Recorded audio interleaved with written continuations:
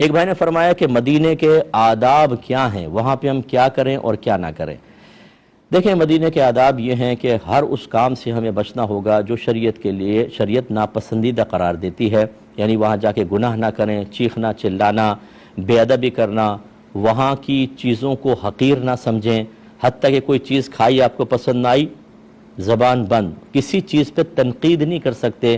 شہر نبی کی ہر چیز اچھی ہے، اگر خدا نخواستہ آپ نے تنقید کی، کوئی بیہودہ جملہ بولا تو بہت سخت گریف کے امکانات ہیں۔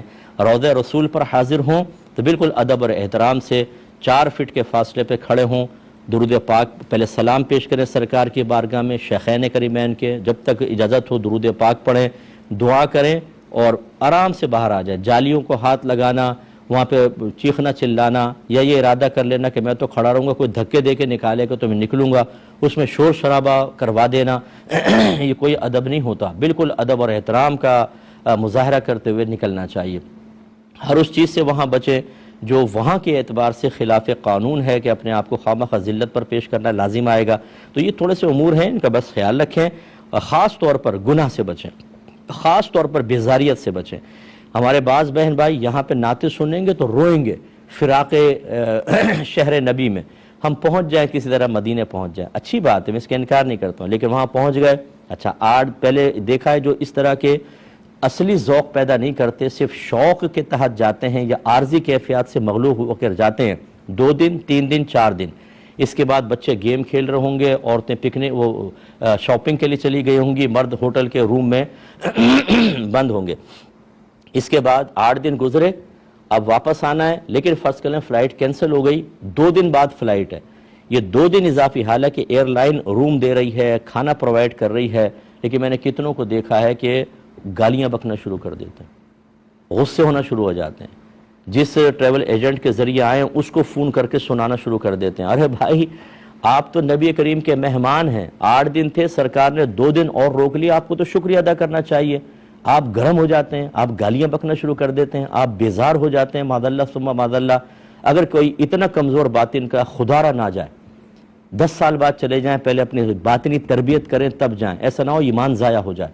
اتنا خطرناک وہاں کا معاملہ ہے، وہ شہر نبی ہے، اس کے بارے میں ذرا سی بے ادبی ہو سکتا ہے کہ آپ کے ایمان کا زوال کا سبب بن جائے۔ ایسی اپنی فیملی کی پہلے تربیت کریں، ایسا نہ ہو کہ بچے وہاں جا کے ابو ہم تو بور ہو گئے، یہ کیا آپ نے ہمیں لا کے ڈال دیا، چلیں گھر پہ، شور مچا رہے ہیں، بھاگ رہے ہیں ادھر سے ادھر گیلریوں کے اندر۔ ارے بھائی آپ کے اوپر شدید قسم کا وبال ہو سکتا ہے، وہ کوئی پکنک پوائنٹ نہیں ہے کہ اپنے بچوں کو لے جا کے وہاں تفریح کروائیں۔ آپ ادب اور احترام ملحوظ رکھیں، ایسے پھر اولاد کو لے کر نہ جائیں، ایسے بیوی بچوں کو لے کے نہ جائیں کہ عورتیں یہ کہیں میں تو یہاں پہ آ کے بور ہو گئی، اب واپس چلو بس شہر نبی میں آ کے بور ہو گئے، کیوں آئے تھے بھائی یہاں پر؟ صرف یہ دکھانے کے لیے تاکہ لوگ ہماری واہ واہ کریں جو عمرہ کرنے گئے ماشاءاللہ، اور واپس آئیں تو گلے میں ہار ڈلے اور ہمیں VIP پروٹوکول ملے۔ اس کیش کروانے کے لیے گئے تھے؟ اگر جذبے کے لیے گئے تھے تو جذبہ تو نظر ہی نہیں آ رہا۔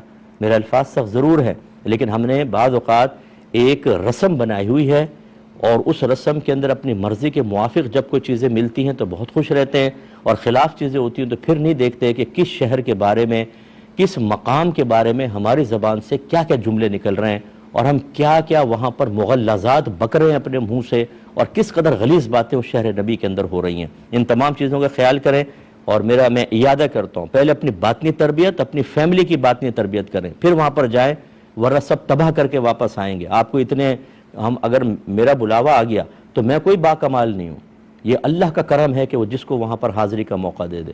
ہم لوگ اپنے آپ کو باکمال سمجھنا شروع کر دیتے ہیں، بھئی ہم جا رہے ہیں عمرے پر، گویا کہ پورے خاندان میں ہم افضل ہیں کیونکہ ہمارا وہاں بلاوا آ گیا ہے۔